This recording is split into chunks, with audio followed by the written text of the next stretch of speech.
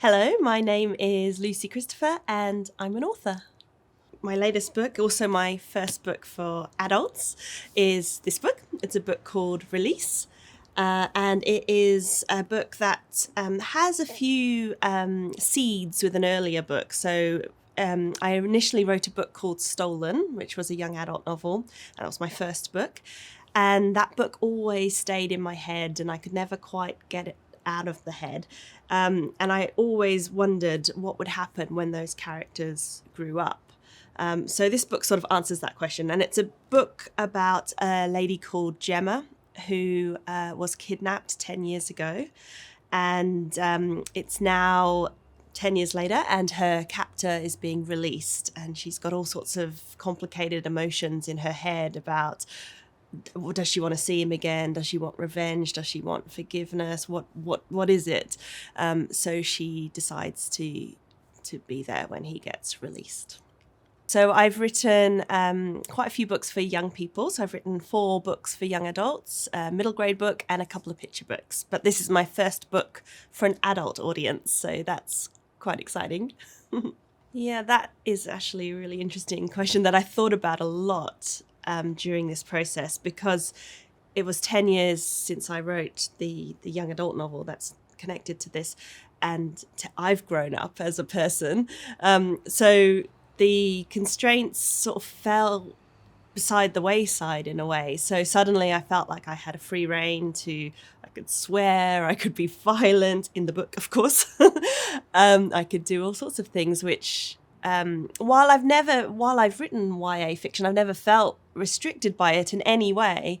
But there was a sense that, okay, the book's grown up. I felt grown up as an author now and I could just go for it. There was no sort of holds being barred in my head writing this book. So I think it is quite dark, actually, at times. This is published by Text, and it's my first book published with Text, and they're wonderful. They've been fantastic, the whole process, and I love them, so it's very exciting. It came from, so as I said, so that YA book Stolen was always stuck in my mind, always wondering what happened. But I always thought, no, there would never be a sequel. For one thing, it's YA, and a sequel, they would be grown up, and it just ended in where I wanted that book to end. But during the last 10 years, lots of interesting things have happened. The Me Too movement has happened. And I started to think about issues of coercive control in a different way as a grown-up adult woman. And I wanted to address that. I wanted to think about, okay, so how would it be for someone who was kidnapped? And 10 years ago, coercive control was being talked about as Stockholm Syndrome in regards to kidnapping. And during that time, Stockholm Syndrome has become a term that is not favoured by victims and is not always appropriate, because it sounds like I've got a touch of Stockholm Syndrome. It sounds like a disease or something, but actually it's far more complicated than that. And it's much more of a psychological coercion. And so I wanted to explore it much more from the victim's perspective, and thinking about how do you move forward with something that that changed you as a person and made you a very, very different person. So you don't really want to get rid of all of that time, because that's you growing up. But how do you move forward in a way that's positive and real as well? So they were all the issues that were in my head when I started to write this book. Also issues of land as well, actually, because I'm very, very much interested in the wild places of the desert, the Pilbara. And in that 10 years, there's been a lot of mining going on and the landscape has changed. Newman is where this book is set in some places, is a completely different town. And I was really interested in how a landscape changes over time and the influence of people and community and mining on that land. Okay. If you could go out for dinner with any writer, living or dead, who would you choose? Oh, that's so hard. Just one. I want lots. I want lots of writers. Who would I choose? I would choose I'm going to have a little suite of them around me, if that's okay, because I can't just have one. There has to be Shakespeare. He just has to be there, so he's there.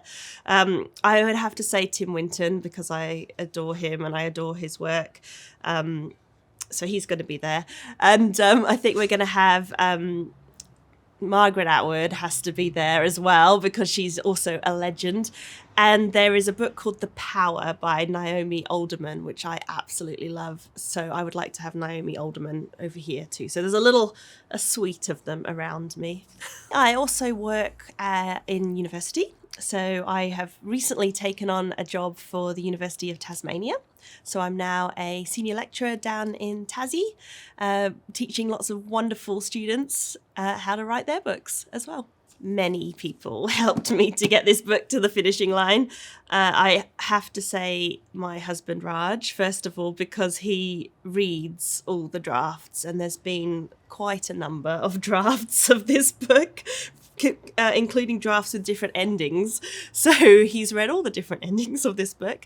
As I said earlier, text have been amazing. So Penny at Text was fantastic, so meticulous with her editing.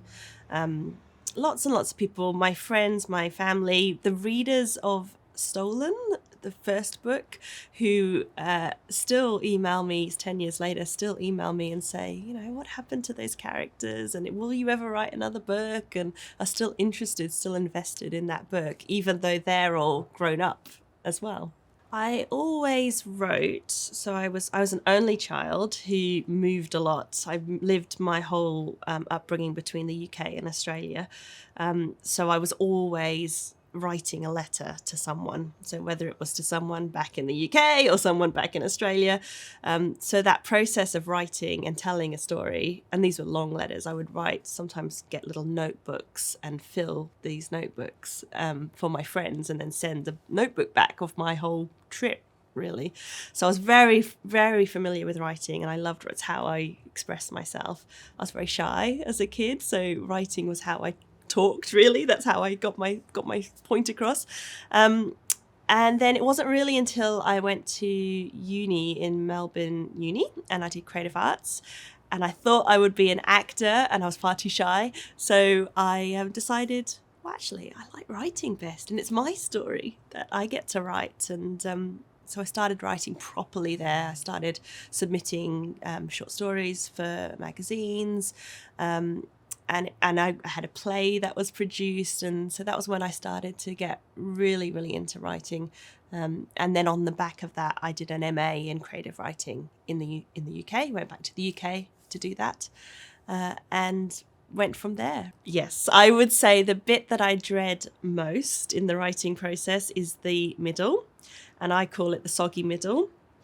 And the soggy middle is always the bit where I get really stuck, and there's always a bit where I think it's hopeless and what am I doing, and I should never be a writer, and I can never write this book, and it's awful and terrible and it's just horrible.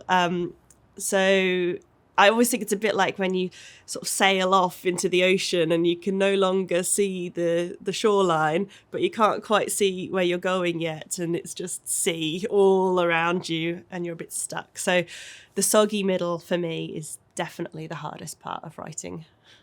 If you could choose just one place to visit that you've never been to, where would you go?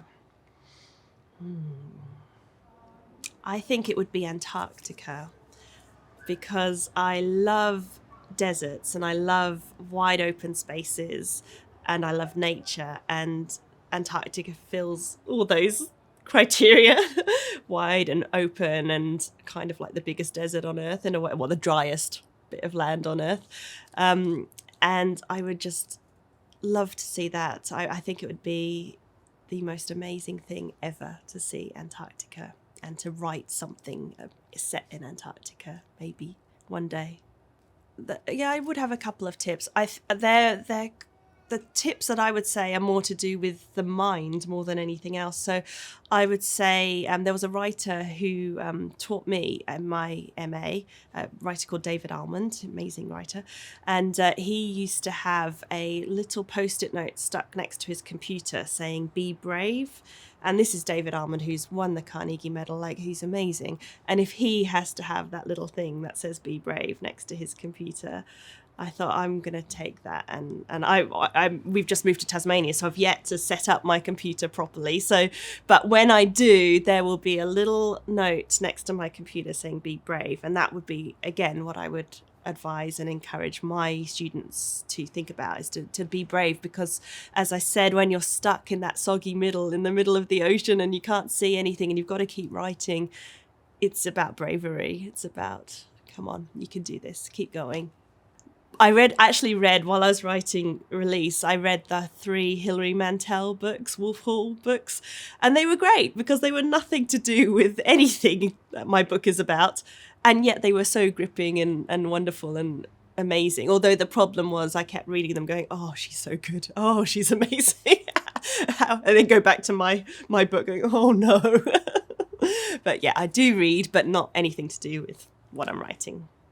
I always have an audiobook and a real book on the go.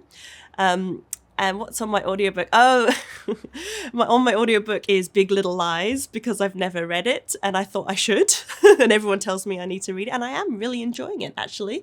And the real book is a book of short stories by Adam Thompson, called Born Into This, and he is a Indigenous writer from Tasmania. And I'm really enjoying them as well. And I'm sort of considering, can I put them on my new syllabus at UTAS, or how can I use them in my teaching in some way? So both great, very, very different bits of reading, but both great. I will be starting my next book for adults. I sort of have started a little bit, just what is my favourite part of the writing process, which is the daydreaming, the notebooks, the free writing, the imagining. I love this bit. And all I know is that I think it'll be, again, a little bit between the UK and Australia, because that's me. I am somewhere between the two. But this time, Tasmania. I want to set the Aussie bit in Tasmania.